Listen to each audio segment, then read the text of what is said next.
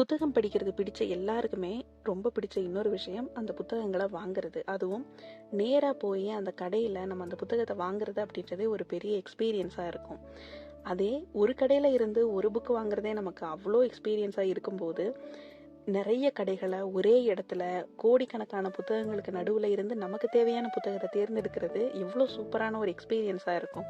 அந்த மாதிரியான ஒரு எக்ஸ்பீரியன்ஸை நமக்கு கொடுக்கறது தான் இந்த புக் ஃபேர் அப்படின்றது. இப்போது சென்னையில் புத்தக கண்காட்சி நடந்துட்டுருக்கு. அந்த புத்தக கண்காட்சிக்கு நான் போயிட்டு என்னென்ன புத்தகங்கள்லாம் வாங்கினேன் அப்படின்றத தான் உங்கள் கூட இப்போ பகிர்ந்துக்க போகிறேன். நிறைய புத்தகங்கள் எனக்கு பிடிச்ச புத்தகங்களாக தேடி தேடி நான் வாங்கினேன். ஒரு சில புத்தகங்களுக்கு எனக்கு அறிமுகம் இருந்தது, ஒரு சில புத்தகங்கள் படித்து பார்க்கலாமே அப்படின்ற மாதிரி யோசிச்சு தான் நான் வாங்கியிருக்கேன். அந்த வகையில் ஃபஸ்ட்டு நான் வாங்கின புத்தகம் அம்பேத்கர் வழியில் பெரியாரும் தலித் அரசியலும். இந்த புத்தகம் கார்த்திக் ராம் மனோகர் எழுதியிருக்காங்க. தமிழில் தீபலட்சுமி அவங்க மொழிபெயர்த்திருக்காங்க. இந்த புத்தகத்தோட பின்னட்டையில் அழகிய பெரியவன் அவர் ஒரு விஷயம் எழுதியிருக்காரு.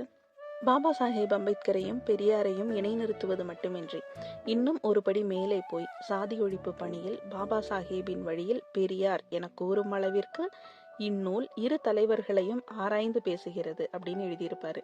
இந்த வாசகம் இந்த புத்தகத்தை என்னை எடுக்க வச்சது அப்படின்னு சொல்லலாம். கண்டிப்பா படிச்சுட்டு இந்த புத்தகத்தோட ரிவ்யூ நான் போடுறேன். இது நான் ஃபர்ஸ்ட் வாங்கின புத்தகம்.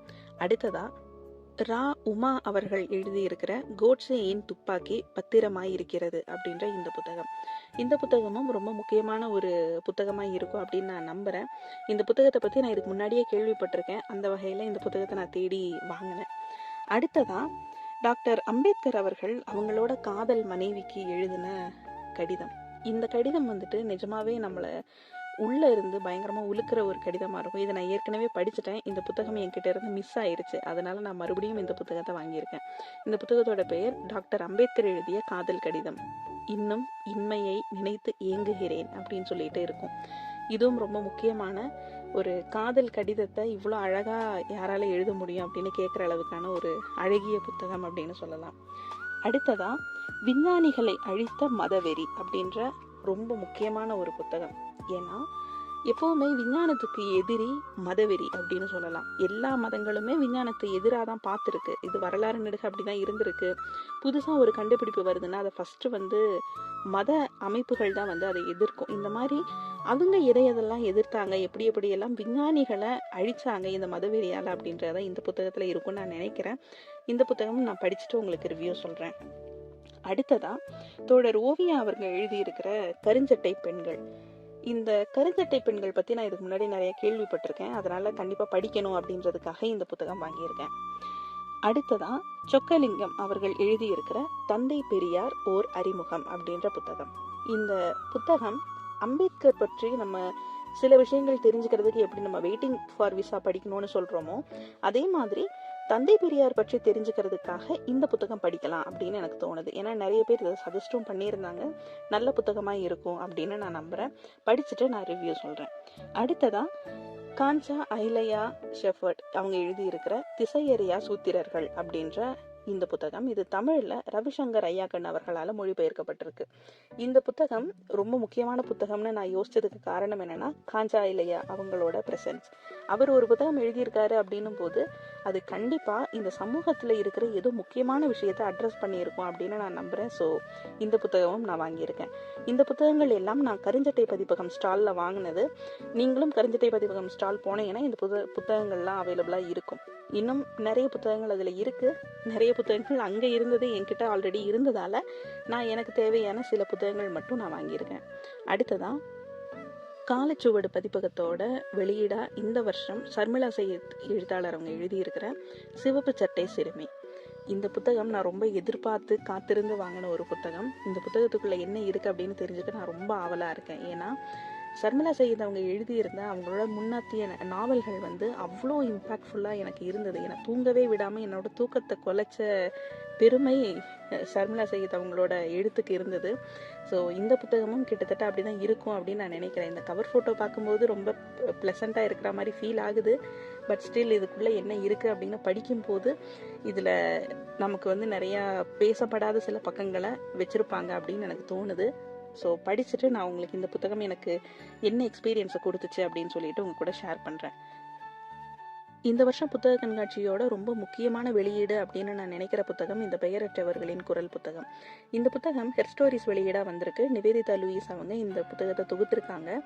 இது நிறைய பெண்களோட சொல்லப்படாத வலிகளும் கண்ணீரும் நிறைந்த ஒரு புத்தகம் அப்படின்னு சொல்லணும். நிறைய பேருக்கு தனக்கு நடந்த விஷயத்தையோ இல்லை தான் யோசிக்கிற விஷயத்தையோ வெளியே சொல்லணும் அப்படின்னு ஆசைப்படுறாங்க. ஆனால் அதை சொல்லவே முடியல. காரணம், அதை சொல்லும்போது நம்மளை பர்சனலாக புள்ளி பண்ணுவாங்களோ அப்படின்னு சொல்லிட்டு ஒரு எண்ணம் இருக்கும். அதுக்கு பயந்தவங்க தன்னோட பேரை சொல்லாமல் ஒரு இடத்துல தனக்கு நடந்த அநீதிகளை சொல்ல முடியும் அப்படின்னு இருந்தால் எவ்வளோ பேர் சொல்கிறாங்க அப்படின்றது தான் இந்த புத்தகம். நிறைய பேர் தங்களோட பெயரை வெளிப்படுத்தாமல், குறிப்பாக பெண்கள் தங்களோட பெயரை வெளிப்படுத்தாமல் அவங்களோட வாழ்க்கையில் நடந்த சில நிகழ்வுகளை இந்த புத்தகத்தில் சொல்லியிருக்காங்க. இந்த புத்தகம் ரொம்ப முக்கியமான ஒரு ரீட். இந்த சமூகத்தோட முகமாக இந்த புத்தகம் இருக்கும் அப்படின்னு எனக்கு தோணுது. ஏன்னா நம்ம முன்னாடி இருக்கிற முகம் அது வெறும் முகமூடி. நம்ம சமூகத்தோட முகம் அப்படின்றது இன்னும் வேற மாதிரியான ஒரு இதில் தான் இருக்கும் அப்படின்றதோட வெளிப்பாடு தான் இந்த புத்தகம்னு எனக்கு தோணியிருக்கு. நான் இந்த புத்தகம் படிச்சுட்டு இதில் இருக்கிற ஒவ்வொரு சாப்டரை பற்றியும் ரொம்ப டீட்டெயிலாக உங்ககிட்ட சொல்கிறேன். அடுத்தது மறுபடியும் ஹெர்ஸ்டோரிஸ் வெளியீடாக வந்திருக்கிற மேடம் ஷக்கீலா அப்படின்ற புத்தகம். இந்த புத்தகம் வித்யாமு அவங்க எழுதியிருக்காங்க. இந்த புத்தகத்தில் இடம்பெற்றிருக்கிற கட்டுரைகள் விகடனில் வெளியான கட்டுரைகள் தான். அதை தொகுத்து ஒரு புத்தகமாக கொடுத்துருக்காங்க. இது சமகாலத்தில் நம்ம சமூகத்தில் நடந்துட்டு இருக்கிற சில நிகழ்வுகளை பற்றி நமக்கு ஒரு கருத்து இருக்கும்ல, அந்த மாதிரி வித்யா அவங்களுக்கு இருந்த கருத்துக்களை ஒரு கட்டுரையாக எழுதியிருக்காங்க. அந்த கட்டுரைகள் எல்லாமே தொகுக்கப்பட்டு இந்த மேடம் ஷக்கீலா அப்படின்ற இந்த புத்தகமாக வந்திருக்கு.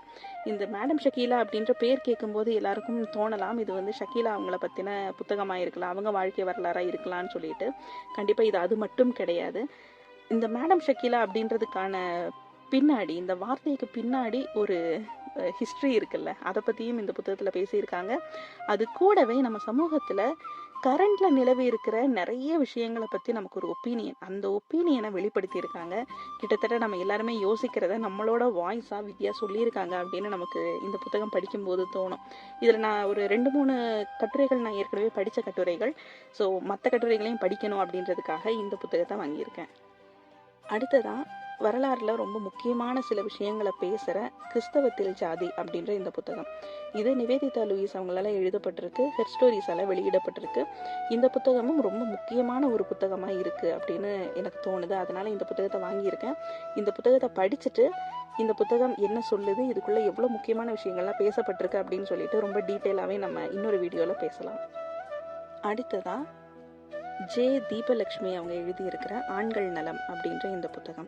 இது ஆண்களுக்கான இல்லற குறிப்புகள் அப்படின்னு சொல்லிட்டு ஒரு சப்டைட்டிலோட வெளிவந்திருக்கு. ரொம்ப இன்ட்ரெஸ்டிங்கான ஒரு விஷயமா இருக்குது அப்படின்றதால இந்த புத்தகத்தை நான் வாங்கியிருக்கேன்.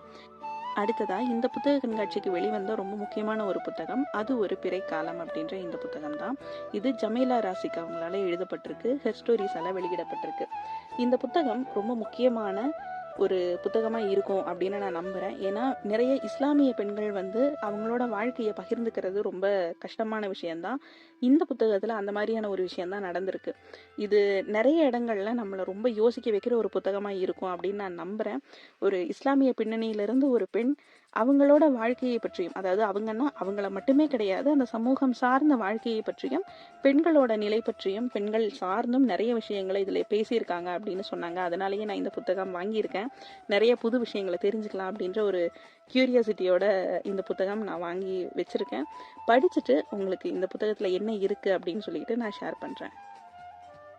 அடுத்ததான் துப்பட்டா போடுங்க தோழி புத்தகம் வாங்கினேன். இது நான் நிறைய காப்பீஸ் வாங்கியிருக்கேன். ஏன்னா இது எல்லாமே நான் கிஃப்டாக கொடுக்க போகிற புத்தகத்தில் இருக்குது.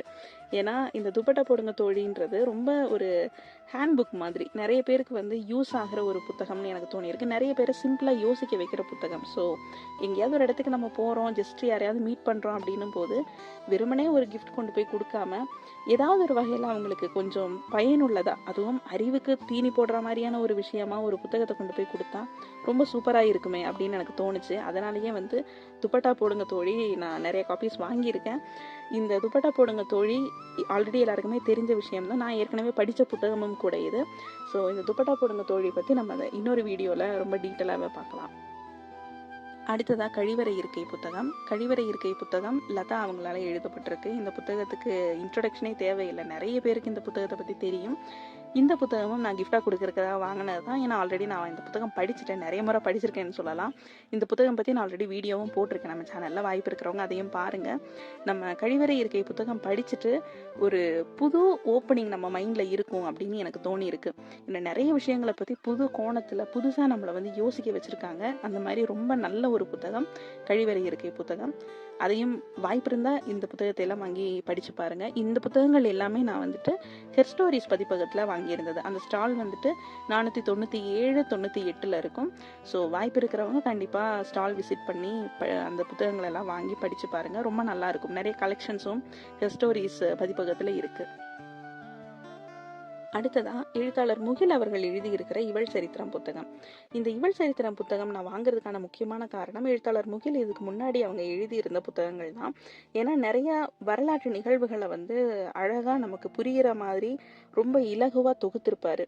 அது ரொம்ப நல்லா இருக்கும் நம்ம படிக்கிறதுக்கு.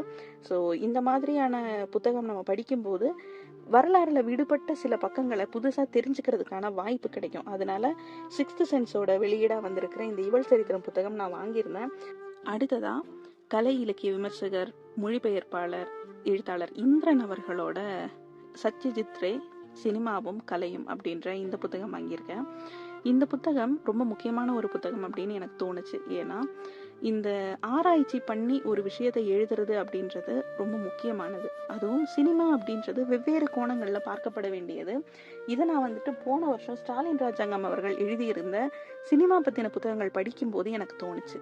ஸோ இந்த வருஷம் அதை விட இன்னும் டீப்பாக போகணும் அப்படின்றதுக்காகவே இந்த புத்தகத்தை நான் வாங்கியிருக்கேன். படிச்சுட்டு இந்த புத்தகம் எப்படி இருக்கு, சத்யஜித் ரேவை பற்றி நான் புதுசாக என்ன தெரிஞ்சுக்கிட்டேன் அப்படின்னு சொல்லிட்டு நான் உங்களுக்கு சொல்கிறேன். இந்த வீடியோவில் நீங்கள் பார்த்த இத்தனை புத்தகங்களுமே ரொம்ப முக்கியமான புத்தகங்கள் அப்படின்னு எனக்கு தோணி இருக்கு. அதனால தான் ஷேர் பண்ணேன். இன்னும் புத்தக கண்காட்சி ஓரிரு நாட்கள் தான் இருக்கும். ஸோ வாய்ப்பு இருக்கிறவங்க கண்டிப்பாக போயிட்டு புத்தக கண்காட்சியை விசிட் பண்ணுங்கள். இந்த நிறைய ஸ்டால்ஸ் இருக்குது. நான் ரொம்ப சுருக்கமாக குறிப்பிட்ட சில ஸ்டால்ஸ்க்கு மட்டும்தான் போயிருந்தேன். எனக்கு அங்கே இருக்கிற புத்தகங்கள் நான் ஆல்ரெடி பிளான் பண்ணி வச்சுருந்ததால நான் அங்கே போயிட்டு அந்த புத்தகங்கள்லாம் வாங்கியிருக்கேன். உங்களுக்கு வேறு ஸ்டால்ஸ் நிறைய புத்தகங்கள் அவைலபிளாக இருக்கும். அதையும் பாருங்கள், இந்த புத்தகங்களையும் பாருங்கள். இந்த புத்தகங்கள் வாங்கி படிக்கிறது அப்படின்ற அந்த அலாதியான இன்பத்தை நீங்களும் அனுபவிக்கணும் அப்படின்றதுக்காக இந்த புத்தகங்கள் வாங்கினதை பற்றி நான் உங்க கூட ஷேர் பண்ணியிருக்கேன். நன்றி. இன்னொரு வீடியோவில் நம்ம சந்திக்கலாம்.